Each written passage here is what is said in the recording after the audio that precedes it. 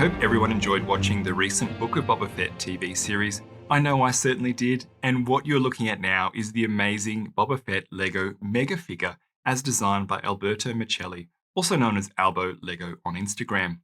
And I think this is one of the best custom Lego models that I've built to date. It is such a good looking, colourful, interesting and engaging model that puts a huge smile on my face every time I look at it. If you're interested in building this model too, you most certainly can. And I'll put a link to the Rebrickable page where you can find out more about the model and purchase building instructions in the description of my video. But before you make the decision to buy the instructions, I would recommend that you watch all of this video so that you're able to make an informed decision on whether this build is going to be a suitable project for not only your budget, but also your experience with building custom Lego models. There are 1,901 parts required to build the model and the optional jetpack. You will notice that Alberto has included a lot of lime green and also reddish brown coloured parts in the parts inventory for the model. These are predominantly used in the internals of the model's components and are hidden. Alberto has deliberately made these colour choices to help reduce the overall cost of parts for this build, as bricks and plates in these off-coloured parts are cheaper than their equivalents in, say, medium stone grey. And on that note, according to Rebrickable, the total cost of parts for this build comes in at approximately 330 Australian dollars, and I'll let you convert that to your own currency. But I found that I had to place quite a number of BrickLink orders, including some overseas orders, to be able to source all of the parts for this project, as the inventory of parts does include a handful of harder to find parts. So I actually think a more realistic total cost, factoring in shipping and availability of parts on BrickLink, is around about plus 30% on the cost shown on Rebrickable, so coming in at around about 430 Australian dollars for the body. And then you'll also need to add 60 to about $100 for the parts for the optional jetpack. Moving on, the instructions Alberto has put together are excellent and are very easy to understand and follow. Steps 1 to 211 involve building the waist assembly and 2 legs of the model. I found that building both of the left and right legs at the same time, doubling up on each build step, was an efficient way to build the legs, as they are actually mirror opposites of each other. The 2 legs socket onto the double ball joint element of the waist assembly, and as you can see, they can rotate and be positioned in the same way that Lego minifigure legs can be. However, unfortunately, the ball joint connections are not strong enough to take the heavy weight of the torso, head, and arms of the model. The whole thing will just topple over. So you will need to insert the 6L axle in the bottom section of the waist assembly to lock both of the legs in a straight position, which will keep the top section of the waist assembly level and true, which will be required to support the upper sections of the model. Speaking to Alberto recently, he is working on an alternate joint design for the legs for his future mega figures that will allow them to be posed. But I think the axle solution to lock in the legs is actually a good one, and I think it's also best to display this model in a standing position anyway. Steps 212 to 344 involve building the torso of the model, and I think Alberto has done a superb job with the design of the torso, and I thought that the way he has thought through and designed the arm sockets to be in the correct angle position is simple and yet quite ingenious. And I also like the sand green armor details on the front of the torso. You'll notice that I've temporarily attached some 2x6 bricks on either side of the underside of the torso.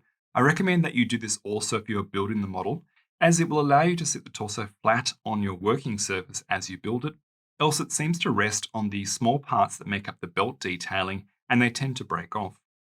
I made 2 very minor adjustments during this stage of the build. At step 291, I replaced one of the 2x6 blue internal bricks with an equivalent in medium stone grey, as I found that at the corner section where Boba's cape will connect to, I could just see a hint of blue peeking out when I should only see grey. And at step 306, I replaced the 1x2 black plate with the same part in transparent red, to match the red lights type detailing that we see in Boba's armor in the TV series. Steps 345 to 490 involve building the arms. I think they look really good, and I love the colouring and the interesting surfaces and different facets that they have. I did make a few adjustments. On the left, I'm showing the arm as per Alberto's design, and on the right is my slightly modified version. In my version, I've swapped out any of the off-colour parts used in the very early stages of each arm build for equivalent in medium stone grey parts. These are covered up with Alberto's design, so I don't think you need to worry about this, but I just wanted to be sure. I also added two 2x2 tiles with studs here at the elbow to cover up the exposed studs.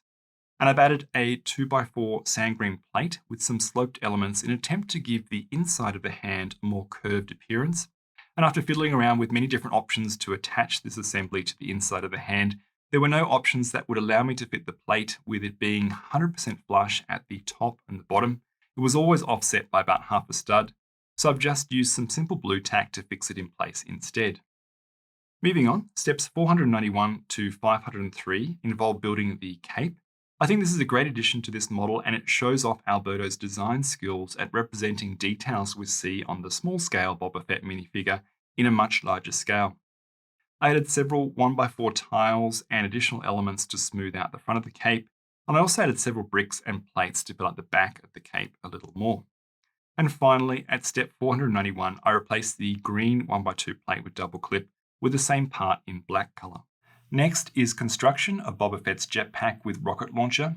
I went with the movie/on-screen colored option, but you also have a choice to opt for a sand green colored jetpack as used in many of the Lego minifigure iterations of Boba Fett. Please note, you will need to purchase the instructions and parts for the jetpack separately to the main Mega figure, as Alberto originally designed this to be used with Glenn Tanner's Boba Fett bust mock. I'll ensure I put a link to the Rebrickable page where you can purchase and download the instructions for the jetpack in the description of my video. Again, I think the jetpack looks fantastic. I have made just a very few minor adjustments, which is to swap out any of the black colored elements for dark stone grey, as I thought this worked better with the color scheme and overall model. But that's just to my taste and is of course quite optional. And the final thing to do is to remove the stand from the official Lego Boba Fett helmet, and then make some minor adjustments to the underside of it to allow it to slot into the neck of the torso. Well, I think this model is just so damn cool. It has so much life and vibrancy and character to it. And as I mentioned at the beginning of the video, every time I look at this model, I just can't stop smiling. I think this is one of the best things that I've built in quite a while. I mentioned earlier in the video, you do need to pose this with the legs locked in that upright position so that the legs and the waist section can actually support the weight of the head and the body and the jetpack and so on. But you can still pose this model quite easily. So the arms will rotate up and you can rotate the hands as well, and you can rotate the head. So you are actually able to pose this in different positions if you decide to build this and put this in your display. And what I think is really going to cap this build off is the addition of a Lego built version of Boba's carbine blaster. And I know that Alberto is working on a design for that right now. I certainly intend to build the blaster, and what I might do is do a future very short update video where I show you this figure again with the blaster added to it. Now, if you're happy with the cost of the parts for this build and you understand sourcing all of those parts is going to take you a number of BrickLink orders to complete, then this is a build I would highly recommend. I think you'll be extremely delighted with it, as I am. Alternatively, Alberto's actually published really cool designs for many other mega figure type bodies to suit the official lineup of helmet sets that have been released by Lego. I know, for example, he's got a body for the older style Batman cowl, he's done one for the Iron Man head, and he's done a number of bodies for the Star Wars type helmet sets. What I'll do is I'll put a link to Alberto's main Rebrickable profile in the description of my video. I highly recommend you check out his work. He's an incredibly talented designer, and I'm sure you'll find a project in amongst his work that you'd like to take on for yourself. Now, on that note, if you're new to building custom Lego models and you want to build this model or maybe one of Alberto's other designs or even something else, and you're new to buying Lego parts on BrickLink, I published quite a comprehensive tutorial on how to buy Lego on BrickLink, and I'll put a card up for that video right now. I highly recommend you watch that video. Now, that's actually all from me for this video. I really hope that you've enjoyed watching it. I look forward to seeing you in the next video. Until then, happy building and take care.